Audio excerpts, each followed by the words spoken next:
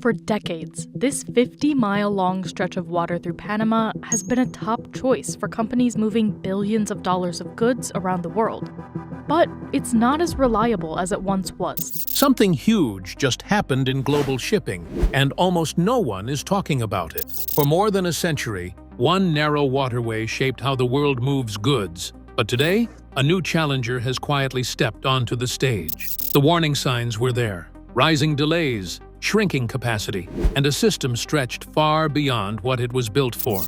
Now, a single move from Mexico is creating shockwaves. It doesn't replace anything outright, but it changes everything. And what comes next could reshape global trade in ways we never expected.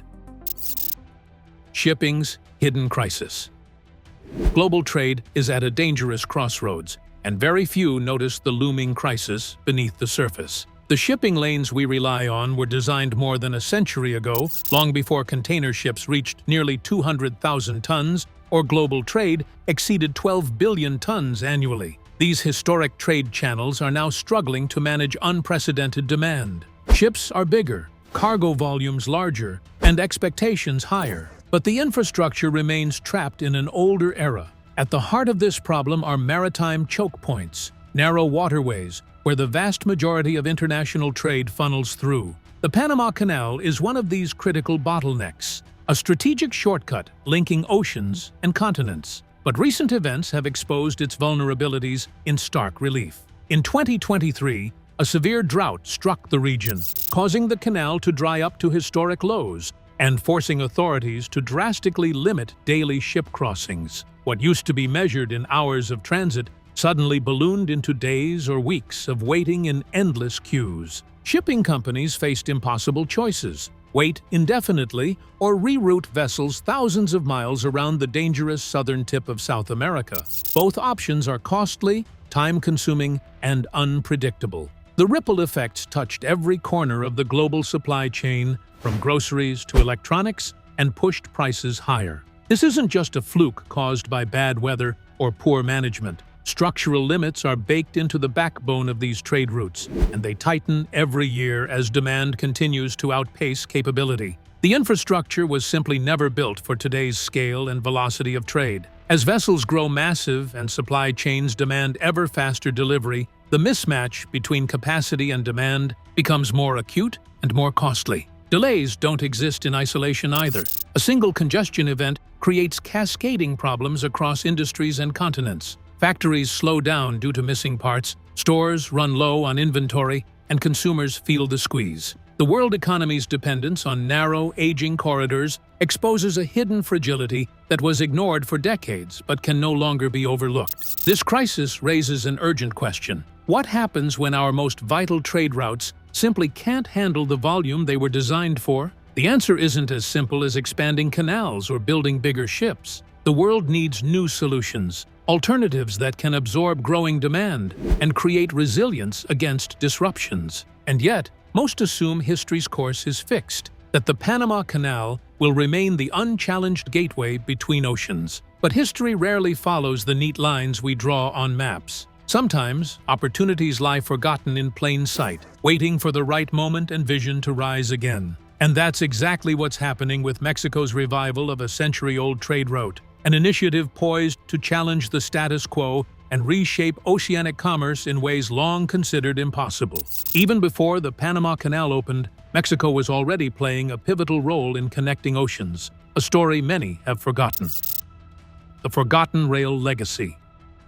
Long before massive steel ships slid through concrete locks, Mexico was quietly moving cargo between the Atlantic and the Pacific through an innovative land corridor. In the late 1800s, President Porfirio Diaz envisioned a shortcut across the Isthmus of Tehuantepec, a narrow stretch of land that offered a more direct connection between two oceans than long and treacherous sea routes. By 1907, engineers had completed a railway across this corridor, linking ports on both coasts. This railway quickly became a vital artery for international trade. Ships would offload goods on the Gulf Coast. Trains would whisk containers across diverse terrain, jungle, mountains, and plains, and merchants on the Pacific side eagerly awaited arrivals. For a brief but transformative window, Mexico stood at the center of global shipping. turning the isthmus into a bustling hub that connected distant markets with unparalleled speed.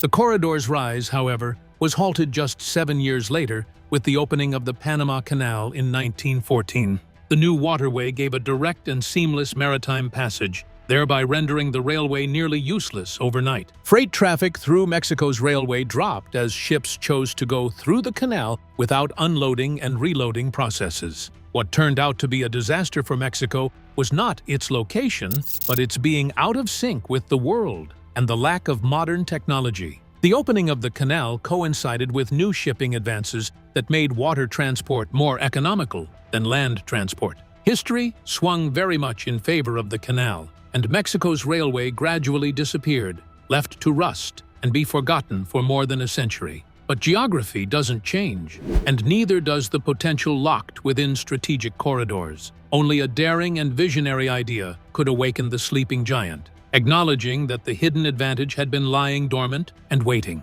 The almost forgotten railway corridor started to attract attention once again because it was not just a point of nostalgia, but also a reminder that there are other ways to go besides the main ones, and that history can be rewritten by the right combination of courage, engineering, and political will. Aging global trade is putting pressure on old infrastructure, and the limitations of the Panama Canal are becoming more obvious. Thus, Mexico's old railway legacy has come back to life with renewed importance. The scene was set for a spectacular revival that would not only respect the past, but also reinvent what interoceanic trade could look like in the 21st century and beyond. The world was about to see how a dormant railway could challenge the might of one of the most famous canals on the planet.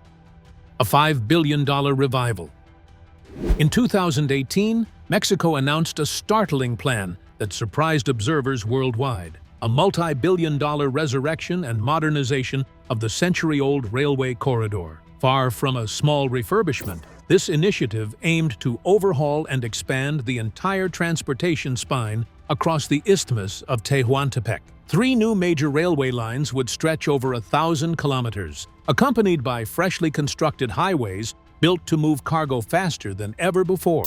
But infrastructure alone wasn't the centerpiece. Mexico committed to developing deep-water ports on both the Atlantic and Pacific coasts from scratch. Engineered to handle the largest container ships afloat, vessels so massive they physically cannot pass through the Panama Canal's locks. These ports are not mere upgrades. They are bold gateways designed to attract the world's shipping giants directly to Mexico. The operational vision was equally ambitious. Ships arriving from Asia could dock on the Pacific side, unload containers to high-capacity trains or trucks, and transport cargo across the isthmus in just hours. On reaching the Gulf of Mexico, the goods would be reloaded onto another ship for onward transit. This streamlined process promised to eradicate the lock delays, size restrictions, and long queues that have become hallmarks of Panama Canal transit. With an initial government investment of $5 billion and expectations of further private investment as the corridor's commercial viability becomes clear, Mexico positioned the project not only as economic infrastructure, but as a strategic breakthrough. Importantly, the corridor cuts through one of the country's poorest regions, potentially sparking a profound economic shockwave by creating thousands of jobs and revitalizing long-neglected communities. By the end of 2023, the corridor had already achieved a significant milestone. Modern passenger trains began running, connecting the Gulf Coast to the Pacific side in just a few hours. This development opened up tourism and mobility opportunities in regions previously isolated for decades, demonstrating early success beyond freight movement alone. Officially, Mexican authorities maintain that this corridor is not meant to replace the Panama Canal, but to diversify global shipping routes and add resilience when disruptions occur. Yet inside the shipping industry, the message is clear. If Mexico delivers a route that is faster, cheaper, and capable of handling ships too large for Panama, cargo flows will follow without hesitation. This project isn't just about rebuilding old tracks. It's a bet that geography, modern technology, and scale can align in Mexico's favor to challenge entrenched global shipping monopolies. The ambitious scale of this revival ensures the world will be watching closely as Mexico attempts what many thought was impossible just a decade ago. With these foundations set, it becomes clear that the global shipping landscape may be on the brink of a remarkable transformation. When the military steps in, progress on reviving Mexico's interoceanic corridor has not come without conflict. By 2020, years of legal disputes over railway infrastructure in the Isthmus region threatened to stall the entire project. Private companies had control over crucial rail segments, and disagreements over rights and management led to delays that frustrated government officials eager to push the corridor forward. Faced with mounting obstacles and bureaucratic roadblocks, the Mexican government took a bold and controversial step. President Andrés Manuel López Obrador authorized the military to intervene and seize control of critical sections of the railway. Soldiers arrived, effectively nationalizing the disputed infrastructure overnight, turning what was once private property into a strategic asset under state control. This move shocked the nation and drew immediate criticism. Opponents accused the administration of authoritarian overreach and violating property rights. Business groups warned that such actions could deter investment and undermine confidence in Mexico's legal and economic systems. The backlash painted the seizure as a dramatic expansion of executive power in a country where bureaucracy is already a notable hurdle. Yet, the government stood firm, framing the corridor as a matter of national strategic importance. Officials argued that no private entity could be allowed to threaten or delay the completion of this vital project. This wasn't just infrastructure, it was a symbol of sovereignty, security, and Mexico's economic future. The message was clear: delays would not be tolerated, and obstacles would be removed regardless of the cost. For many observers, the military's involvement revealed just how high the corridor sits on Mexico's list of priorities. In a country where projects often stall under red tape, this ruthless decisiveness stood out. It signaled a determination to see the corridor through, come what may, underlining the belief that it represents more than just commerce. It is a strategic mission. The intervention also had an impact on the political and economic calculus regarding the corridor. It was an international signal that Mexico was serious about becoming a huge player in global trade. Along with this, it led to a debate on the extent of state power and the influence of private ownership in major strategic projects. The move not only had political implications, but also helped in speeding up construction and enhancing progress. Government ownership of essential parts brought about a reduction in bureaucratic obstacles, an increase in priority of deadlines, and a gain in project momentum. The presence of the military was a guarantee to investors and stakeholders that Mexico was serious about its revolutionary vision. This moment emphasized that the interoceanic corridor was not just a mere infrastructure project anymore, but a national mission combining economics and geopolitics. The Mexican authorities now have access to a level where not only cargo, but also the very boundaries of power and the control of the region are determined by the shipping routes. After the obstacle was removed, the question changed to how Mexico's corridor would compare to the Panama Canal, and whether it could really take on a centennial maritime giant in the near future. In many ways, the corridor's potential lies in its ability to solve problems the Panama Canal cannot, especially as shipping demands evolve rapidly. How it beats the canal. The Panama Canal has long been the gateway connecting the Atlantic and Pacific Oceans, but the new Mexican corridor offers fresh solutions to challenges the canal simply cannot address. One of the biggest advantages is speed. Traveling through the Panama Canal typically requires 8 to 10 hours for the crossing alone, but that number doesn't include the often substantial waiting times that can stretch to days or even weeks during busy seasons or drought restrictions. For carriers operating on thin schedules and tight margins, these delays create ripple effects that slow supply chains across continents. Mexico's corridor flips that dynamic completely. Because goods are transferred between ships and trains on land, transit across the isthmus can happen within a matter of hours with minimal queuing, no lock delays, and far fewer operational uncertainties. For companies shipping time-sensitive or high-value cargo, saving hours or even entire days can mean the difference between meeting critical delivery windows and missing them entirely. In industries like automotive, electronics, and retail, such timing advantages translate directly into competitive gains. Another critical edge comes from vessel size. Many of today's largest container ships, mega vessels capable of carrying more than 20,000 containers, are simply too large to fit through Panama's lock system, even after expansion. These giants must either offload cargo at ports equipped for smaller vessels or take the long, hazardous voyage around South America's Cape Horn.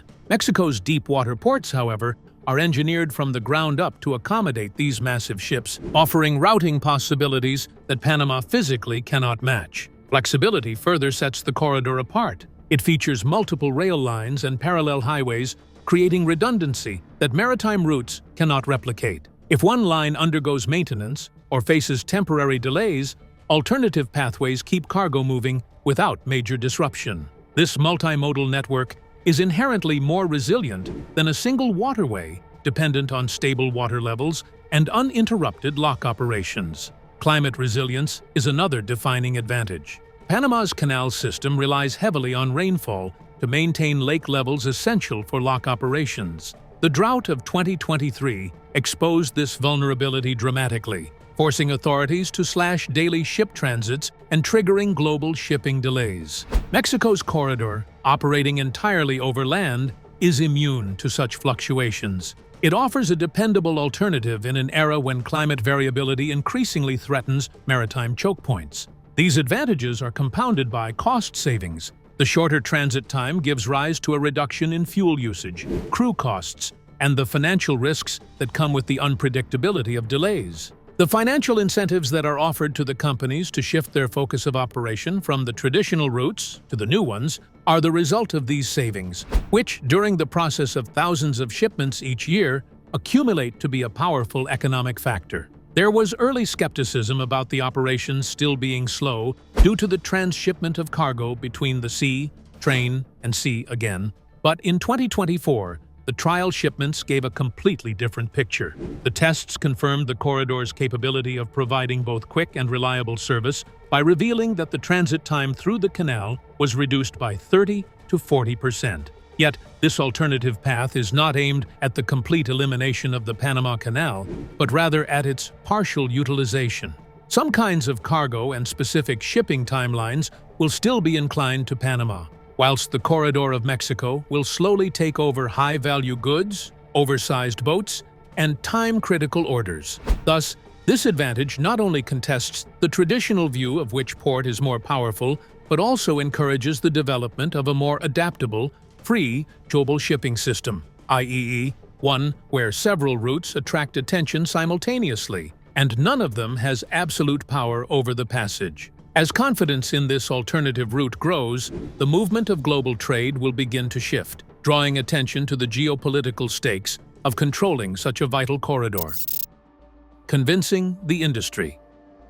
Even with state-of-the-art infrastructure in place, Mexico's interoceanic corridor faces a formidable challenge, winning over an industry deeply rooted in tradition.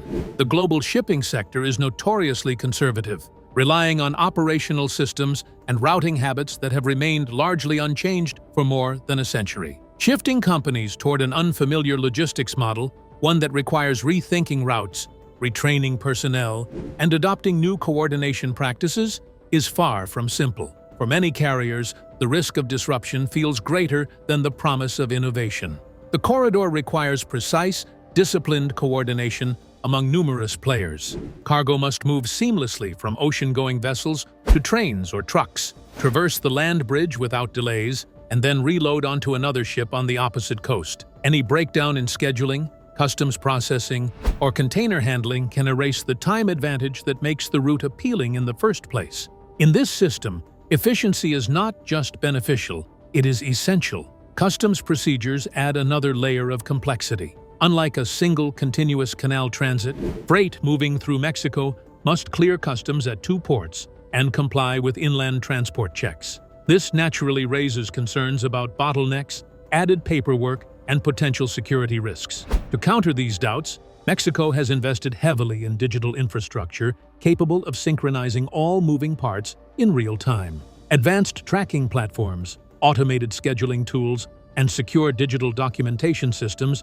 are now central to the corridor's operations. These technologies minimize human error, monitor every container from coast to coast, and provide the transparency required for global carriers to trust the new route. Given these operational challenges, the corridor's adoption is expected to unfold gradually. Major shipping companies have begun with pilot programs, small, high-value, time-sensitive shipments designed to test reliability, costs, and real-world performance. The outcomes of these early trials will play a decisive role in shaping industry confidence and determining how quickly the corridor becomes a mainstream shipping option. Scale isn't just about infrastructure, it's also about a network effect. When a couple of the most successful companies in the industry are able to constantly make a profit, the rest of the companies will feel the competition and take the same route or risk losing their marketplace. This can cause a quicker integration of the corridor into the worldwide trade routes and will gradually cause the old shipping routes to change.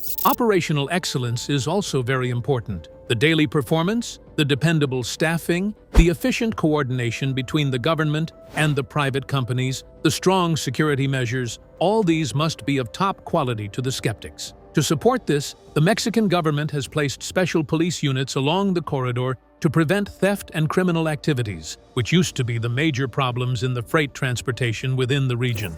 Notwithstanding the difficulties, the initial indicators are quite good. By the end of the year 2024, the medium-sized shipping firms were able to make trial shipments, and even though the results were not spectacular, they were encouraging, since the companies were able to cut their Panama Canal route transit times by as much as 40%. These shipping trials, which were somewhat limited in scope, nevertheless provided a confirmation of the primary promise of the corridor: quicker, more dependable, and cheaper shipping. The ultimate evaluation will be made with the increment of volumes and the scaling of operations, where each success will add to the corridor's fame and, at the same time, challenge the prevailing waterways in the trading of goods globally. However, this change calls for a good handling of the challenging issues of gaining the industry's trust, logistics, and cooperation. As Mexico builds trust with global shippers, the corridor's implications ripple far beyond logistics,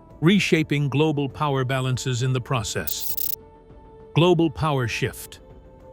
Mexico's new interoceanic corridor is more than an infrastructure project. It represents a geopolitical earthquake with the potential to redraw the global trade map. For more than a century, the Panama Canal has functioned as a linchpin of international commerce and a symbol of U.S. strategic influence. It served not only as the primary artery connecting the Atlantic and Pacific Oceans, but also as a crucial choke point where economic interests and political power aligned. Now, with Mexico emerging as a viable alternative gatekeeper, that long-standing equilibrium is beginning to tilt, sending ripples through global supply chains and diplomatic circles. China is watching this shift with intense interest. Over the past decade, Chinese shipping companies have become some of the most frequent users of the Panama Canal, depending on it to keep goods moving efficiently toward the Americas and beyond. At the same time, Beijing has spent billions investing in ports, railroads, and logistics hubs throughout Latin America as part of a broader strategy to secure influence and diversify trade channels. Mexico's corridor presents a timely opportunity for China, a chance to reduce its reliance on a single vulnerable passage, one increasingly threatened by drought restrictions, political tensions, or unforeseen disruptions. A secondary route through Mexico could serve as a powerful hedge. Recent trade data underscores this shifting dynamic. Container volumes from China to Mexico surged more than 61% in early 2024, a dramatic spike that has fueled speculation about deeper strategic interest. Reports suggest Chinese state-owned enterprises are exploring long-term corridor usage agreements and potential investments in associated logistics hubs. If this trend continues, Mexico could become a central gateway for Asian goods entering North America, reshaping trans-Pacific logistics and altering the balance of economic influence across the region. For the United States, the implications are complex. On one hand, a more diversified North American trade network strengthens regional supply chain resilience, benefiting American manufacturers and consumers alike. On the other hand, the prospect of a rising Mexico, potentially bolstered by new flows of Chinese capital, raises sensitive questions about strategic autonomy and regional influence. Washington must now navigate a nuanced landscape where Mexico's growing leverage intersects with U.S. economic interests and national security concerns. Diplomatic efforts have intensified as American policymakers work to encourage integrated supply chains, promote friendshoring, and ensure that Mexico's rise aligns with broader North American objectives. Yet China's growing footprint introduces a layer of competition the United States cannot ignore. The corridor's evolution is quickly becoming a focal point of geopolitical rivalry, placing Mexico in the center of an unfolding tug-of-war between the world's largest economies. Meanwhile, Panama faces a different challenge altogether. Its canal revenues represent a significant share of national income, and even a modest diversion of traffic could inflict economic strain. Projections of shifting shipping lanes have already sparked debate within the region. Should Latin America prepare for intensified competition among trade routes, or seek cooperative models that balance traffic, investment, and long-term sustainability? Panama's future may depend on how successfully it adapts to a world where shipping no longer funnels almost exclusively through its historic waterway. The rise of multiple viable interoceanic pathways marks the beginning of a new era in global commerce, one where trade flows become more fluid, competitive, and strategically driven. Control over efficient transportation corridors increasingly equates to geopolitical influence, pushing nations to invest not just in infrastructure, but in diplomatic relationships that secure their place in the evolving global order. Mexico's corridor has accelerated this shift, forcing long-standing assumptions about trade, power, and geography to evolve. The changes underway suggest a future where no single passage dominates, and multiple gateways shape the balance of global economic and political power. The road ahead. Mexico's interoceanic corridor is poised to redefine global shipping, but its full impact will only become clear over the coming decades. What we see today is the foundation of a project whose influence will extend far beyond the boundaries of traditional trade routes. Current projections indicate that by 2026, the corridor will be operating at full capacity, with both deep water ports finalized and all three rail lines seamlessly integrated into international logistics networks. This level of readiness marks a significant milestone, signaling not just the completion of infrastructure, but the emergence of a new strategic gateway between the Atlantic and Pacific Oceans. If realized as planned, this corridor promises a transformative shift in how goods move across the globe and how nations think about maritime and overland connectivity. Early adopters who recognize the corridor's potential stand to gain early competitive advantages. Faster transit times, lower operational costs, and a streamlined logistics chain offer compelling incentives for companies willing to pivot ahead of the curve.